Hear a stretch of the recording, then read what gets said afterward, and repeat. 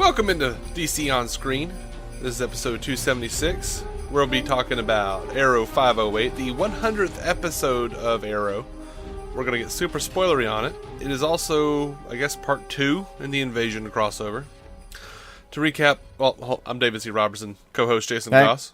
There we go. To recap, Oliver, Thea, Diggle, Ray, and Sara are just plain happy. Oliver is happy to marry Laurel. Quentin is happy to see his oldest daughter hitched to a reformed Oliver. Sara is happy to dote on her sister in the days before her wedding.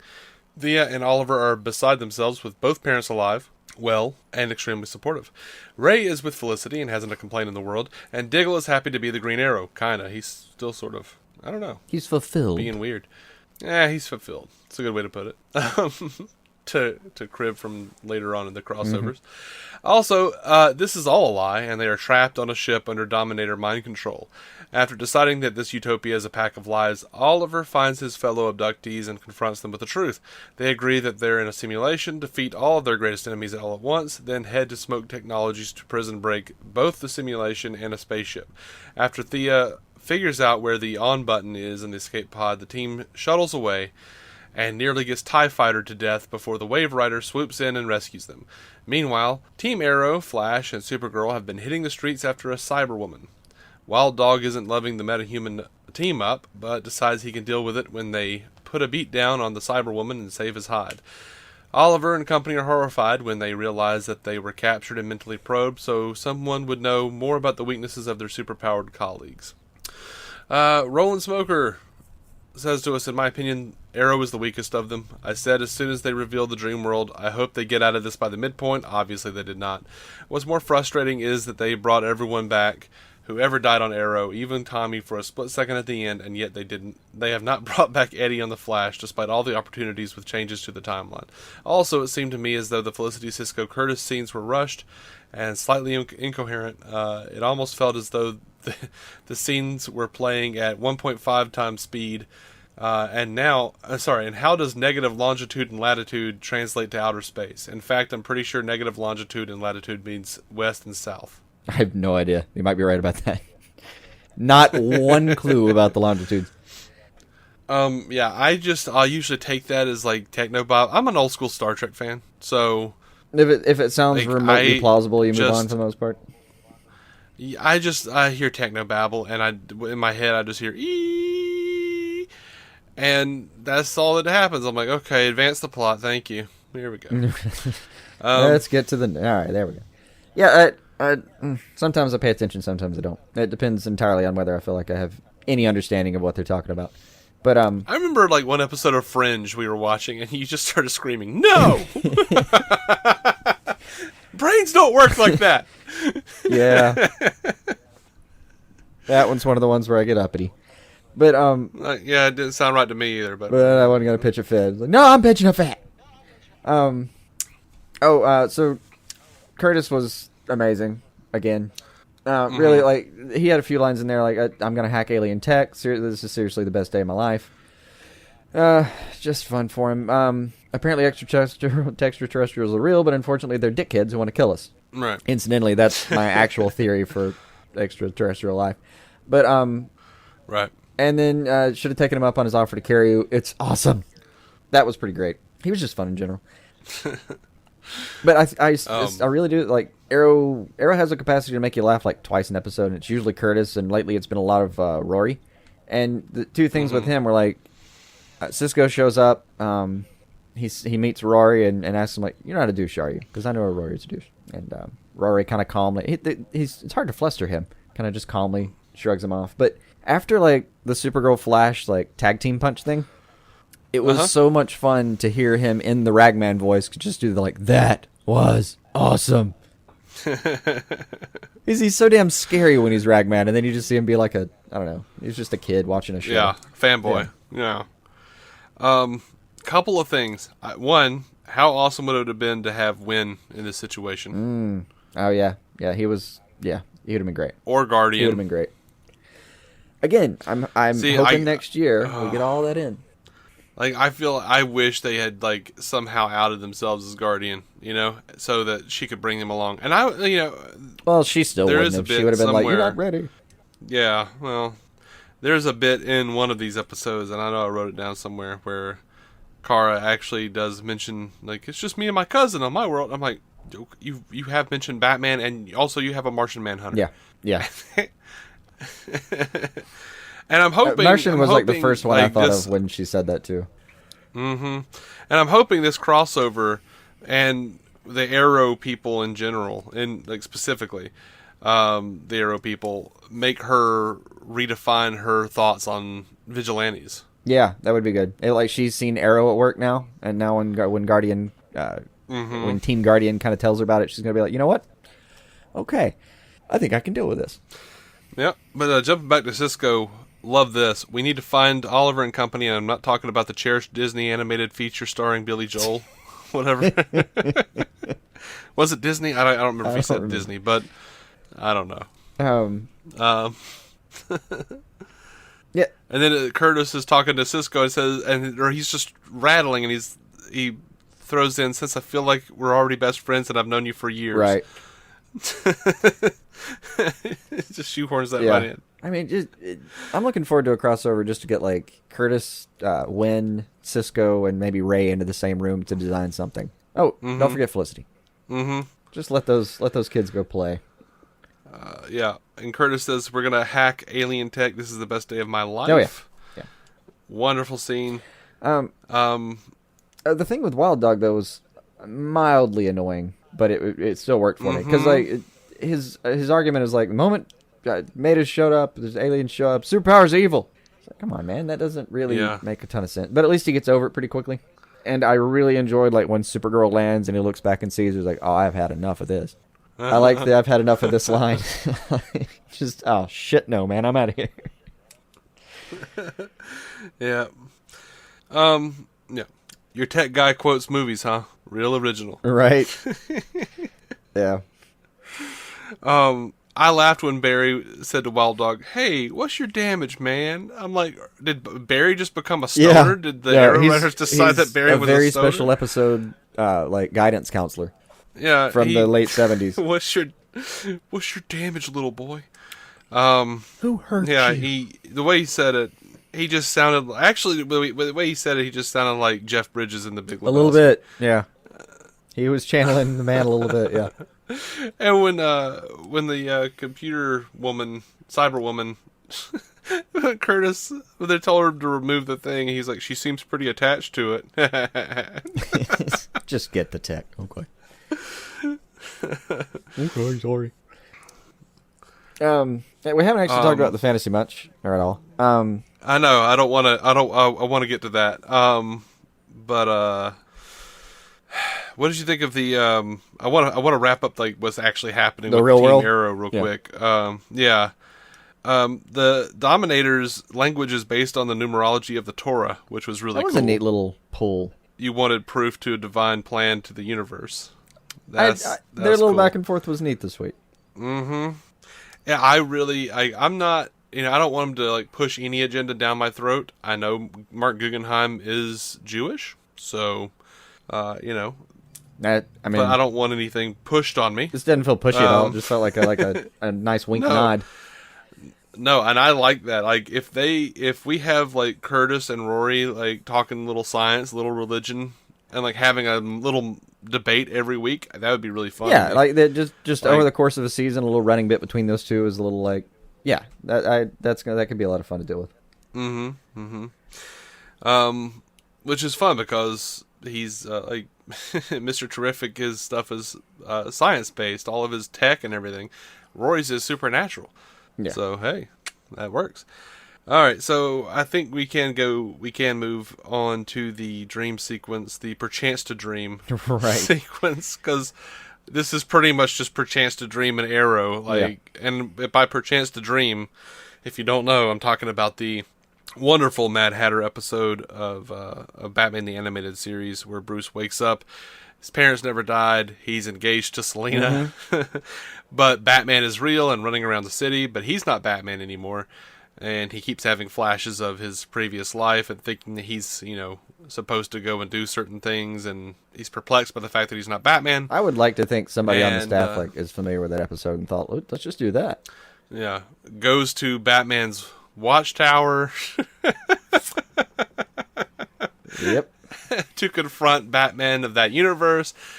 Is it sounding familiar, guys?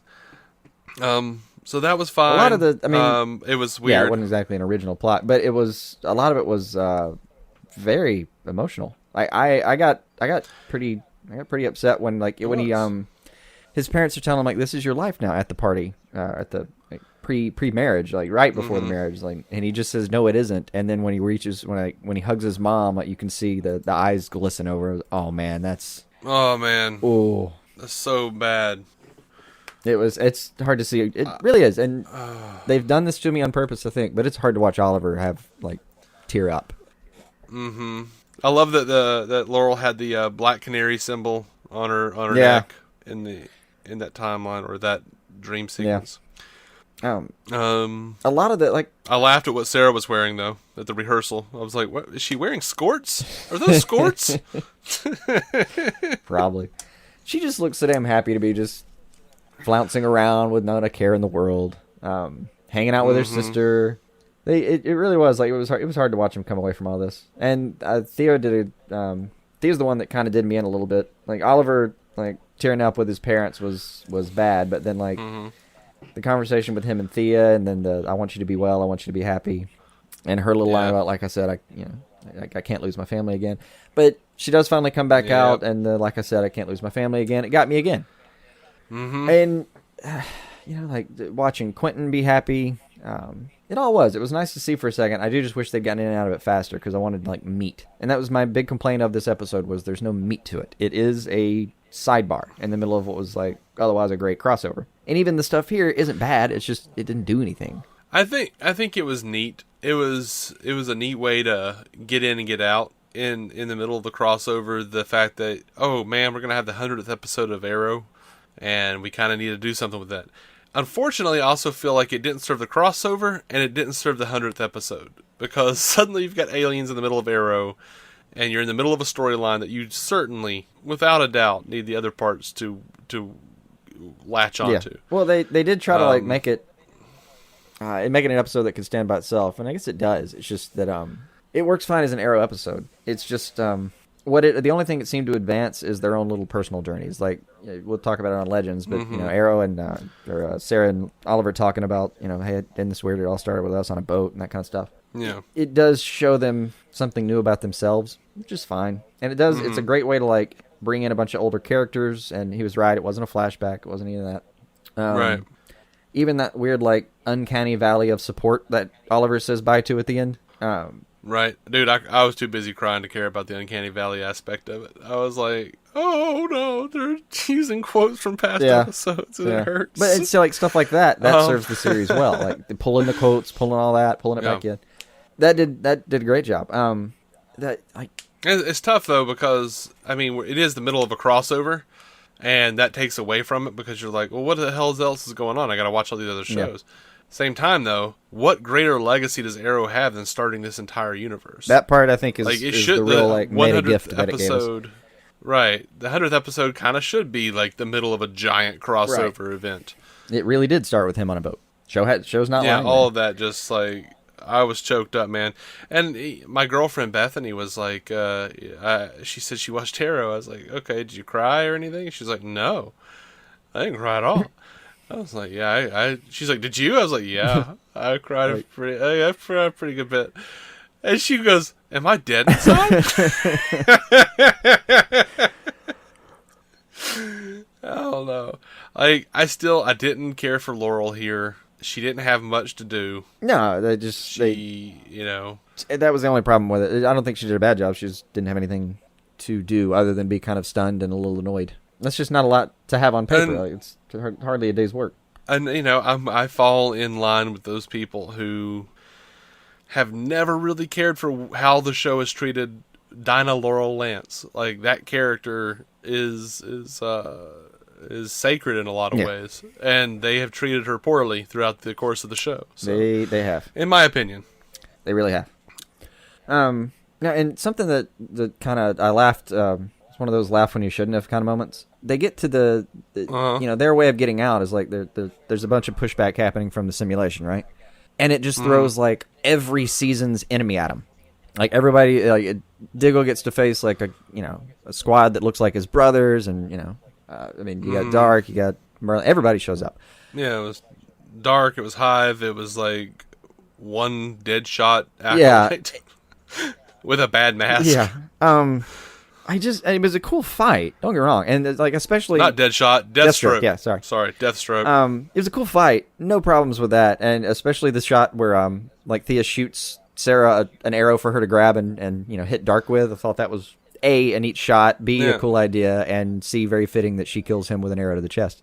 Mm-hmm. And Oliver shoots Deathstroke in the eye with an arrow. It was all like picture life. perfect, Yeah. But I kind of thought, that's like seasons worth of enemies they just took out in like a minute and a half, like all together. Because they knew that wasn't real. Well, so. yeah, but It's a little bit of the Matrix. Yeah, I know. I mean, it just kind of it annoyed me slightly because, I mean, I know they're not real, but those are real. It probably would have, really hurt if you'd gotten hit with that sword. Mm-hmm. But it was just a minor thing. Now, something I laughed at that I think I was supposed to laugh at in the simulation. Did you notice? All right, Ray and Felicity, right? Mm-hmm. Sara comes and asks Ray, "Can I borrow him for a minute?" And Felicity kind of like nervously, awkwardly is, okay. Doesn't really know what's going on, but no big deal, I guess. Did you see her in the background? And then in the background, inspecting the wine glass and like kind of swiveling around looking at stuff. She's doing the thing that, like, surely we've all done this at a party. Like, you're there with somebody, you don't know a lot of people, the person you're there with gets pulled away for a second, and you're like staring at the walls, trying to, like, you don't know who to talk to, you're like looking at your beer, like just reading the label at some point. You're just like trying to figure out what to do with your hands and eyes until the person that you actually know gets back. Oh, I do that all the time. I laughed my ass off watching her in the background. Like, I didn't even know what fun. Sara and Ray were talking about for a second. I love that, and they've been saying this. They've had characters saying this throughout this entire season in different episodes throughout all of the series. Sara says, "Some things you just can't fix." Yep. I love it. I love it. They keep going back to that. I can't wait to see where they go with it. Oh, and by the way, this is tangential to Flash more, but it was about in the middle of this episode where I kind of looked up and realized, like, wait a second, we made it through Flash and Joe's still alive. Awesome. Mm-hmm. And then I pulled back and went, wait, but Legends. And I pulled back on my hope. Yeah. By far, and I will say this to Roland Smoker as well, and he didn't mention this, and I thought it was the dumbest thing. Principles of design are universal. Bullshit. Well, I mean, Ray proves that it's bullshit. He walks them right into a clan of aliens. Yeah, it was just, I don't know, just like, we can fly a ship with our minds. We can do it, Yeah. I don't know. Like, Thea apparently goes, I like the fact that they had no control over the pod. That makes a lot more sense than, like, them suddenly being able to fly alien tech. Well, so they have control over it until they actually get out into space, and they're like, wait, what do we do? I'm like, how did you get Apparently out? the limit of their control was, like, if you press that button, it launches it, and then after that, you're just kind of hanging. Yeah, I guess. So good save on the Waverider there. Oh, and loved everybody on the Waverider, Dominator by the way. Ships. Even Nate's little opening line about, like, you've been shopping at Alien Gap? Not funny. Yeah. Like, I loved Thea's just taken aback by the whole thing. Like, this is twice as many ships as she ever expected to be on. Yep. So and great. Poor Diggs, like, she goes to take his, well, we'll go see Gideon and get him patched up. Diggle's like, whoever that is. I wanted to see the scene where he got in there and realized it was a computer and went, oh, damn it, come on. What the fuck? Yep. It's all wonderful. But it was pretty telling that even Diggle and his fantasy is atoning. Yeah.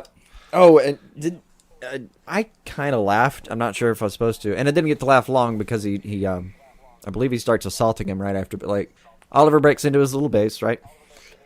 Diggle's base now. And he just sticks out his hand and says, my name is Oliver Queen. I think I have heard that phrase some 700 times in my life now. Yep.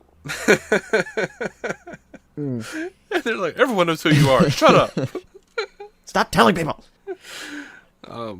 I laughed when the Dominator ships that came after them started making Tholian webs. Oh. Like they all like linked up and started making a little web, and I'm like, this is Star Trek. This is the Tholian web, and everyone on the internet, including what you wrote for the recap, was like talking about TIE fighters. I'm like, why is everyone bringing up Star Wars? They were Tholian fighters. They were. It was just.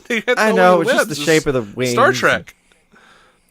This is Star Trek, friends, and the shots were very Firefly. Oh, they were actually. Yeah. Even the swooping in with the Waverider, the way that swooped in, I swear I've seen that ship do it. Mm-hmm. Which, by the way, again, in all of these crossovers, the Waverider does not cloak until it is landed. Yeah. It makes no sense. Now that everyone knows we're here, hide the ship. Like, we're going to land. The satellites saw where we landed, and now we cloak. Hey, can I hide my ship in your backyard? It's invisible. It's okay. But yeah, I did. I cried a little on this episode. I'll say it's a success as far as 100th episodes go. Good tempo. I did. The only thing I didn't like about the episode was the fact that it was a little removed from the rest of the meat of the crossover. But even then, I thought the stuff inside that I'm saying wasn't meaty was still great vegetables. It was still well done. Mm-hmm. They made two conscious choices that were good though. One, there's no time for Bratva stuff right here. And two, right. I'm going to really appreciate the fact that they left Artemis out of this next week. Uh-huh. Because you'll notice she was conspicuously missing from the team. And it would have been a lot to explain, like, I don't know what Prometheus is up to, but she's apparently working with him, and it would have been a lot to explain, like, oh yeah, and there's like a Supergirl and it's like a whole crew of people. Right. I actually did, I saw an interview with Guggenheim where they asked, I'll get into it deeper on the news episode, but he was talking about leaving the decision to leave her out, and he was like, "Well, do we have her in there? Have her helping against the aliens, just to turn on him next week? Do we just ignore it, or do?" And he said, I always hate those lines where it's like, "Well, it's too bad Artemis is out of town hanging out with her folks or whatever it was."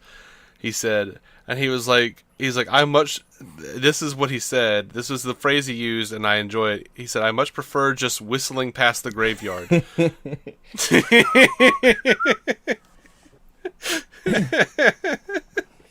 You guys did it a lot this time in this crossover, because yeah. Oh man, there's a lot going on over there.